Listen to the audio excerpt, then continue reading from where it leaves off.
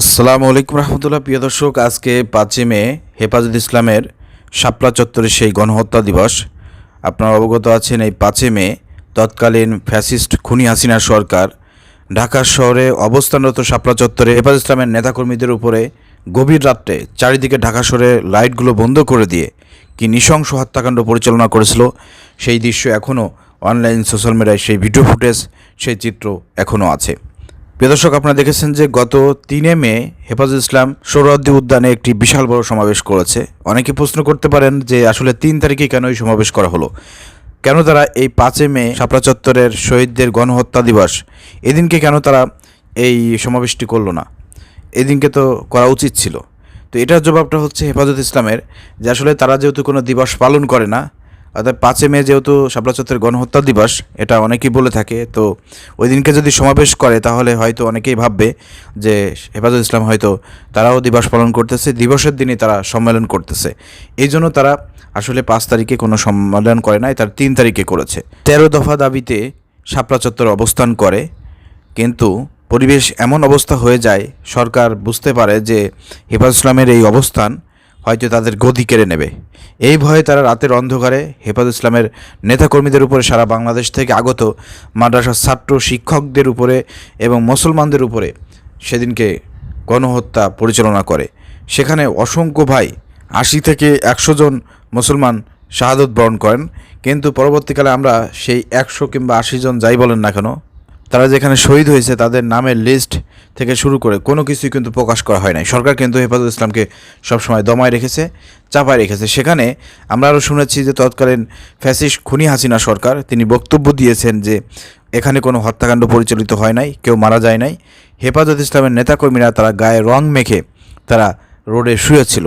এই ধরনের হাস্যকর বক্তব্য আমরা শুনেছি। প্রিয় দর্শক, হেফাজত ইসলামের এই 5 মে হেফাজত নেতাকর্মীদের উপরে চালানো গণহত্যা নিয়ে গুরুত্বপূর্ণ বক্তব্য রাখছেন আমির জামাত ডাক্তার শফিকুর রহমান।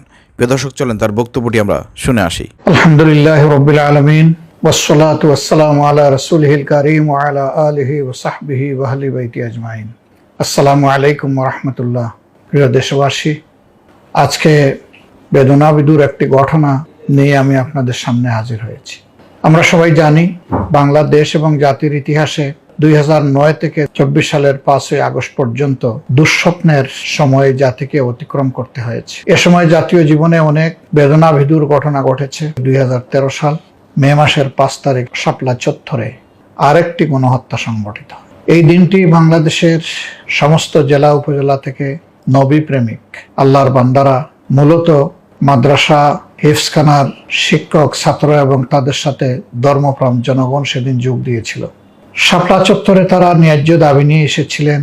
দেশ এবং জাতির, বিশেষ করে মুমিন মুসলমানদের পক্ষ থেকে 13 দফা দাবিতে তারা সেখানে অবস্থান নিয়েছিলেন এবং তারা কর্মসূচি বাস্তবায়ন করছিলেন। সে রাতেই তাদের উপর হায়ানার মতো তৎকালীন ফ্যাসিস্ট শেখ হাসিনা তার নির্দেশেই শাপলা চত্বরের নিরীহ মানুষগুলোর উপর রাতের অন্ধকারে তাণ্ডব চালানো হয়। কতজন মানুষকে ঠিক হত্যা করা হয়েছে আজ পর্যন্ত জাতি তা জানতে পারল না। বরঞ্চ এই ঘটনা সংগঠনের পর সরকারের প্রধানমন্ত্রী থেকে শুরু করে অনেকেই তাই নিয়ে উপহাস করেছেন, ব্যঙ্গোক্তি করেছেন, উচ্ছ্বাস প্রকাশ করেছেন।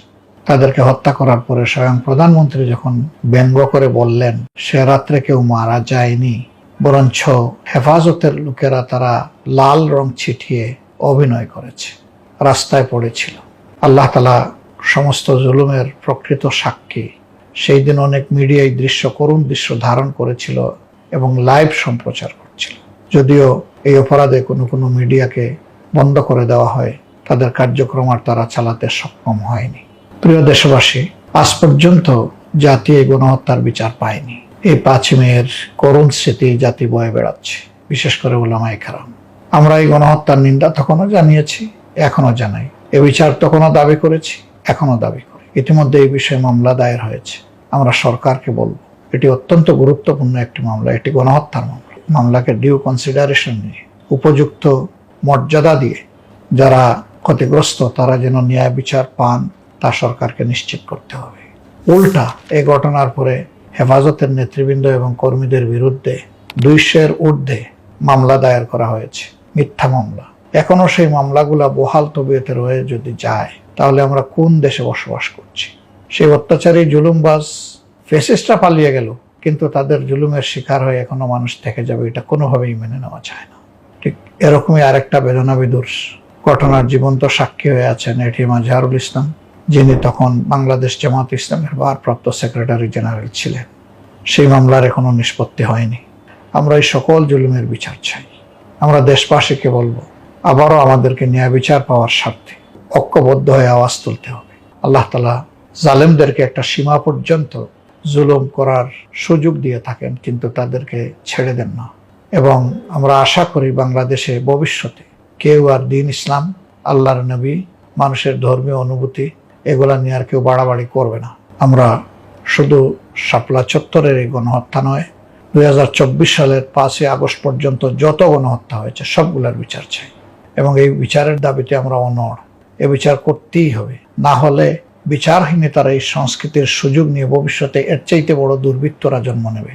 বাংলাদেশ আর কোনো দুর্বৃত্ত ফ্যাসিস্টকে দেখতে চায় না। আমি জাতিকে সকল প্রকার ফ্যাসিজমের বিরুদ্ধে, ন্যায়ের পক্ষে, কল্যাণের পক্ষে ঐক্যবদ্ধ হওয়ার জন্য, দেশ এবং জাতির স্বাধীনতা এবং সার্বভৌমত্বকে রক্ষা করার স্বার্থে সবাইকে ঐক্যবদ্ধ হওয়ার উদাত্ত আহ্বান জানিয়ে আজকের মতো বিদায় নিচ্ছি। আসসালামু আলাইকুম ওয়া রাহমাতুল্লাহি ওয়া বারাকাতুহু। প্রিয় দর্শক, হেফাজত ইসলামের এই 5ই মের সমাবেশকে কেন্দ্র করে, গণহত্যাকে কেন্দ্র করে আমরা যেমন ডাক্তার শফিকুর রহমান যে বক্তব্যটি দিয়েছে আপনারা যারা শুনলেন, শেষ পর্যন্ত আপনাদেরকে অসংখ্য ধন্যবাদ। ভিডিওটি শেয়ার করে সবাইকে দেখার সুযোগ করে দেন। আসসালামু আলাইকুম রহমতুল্লাহ।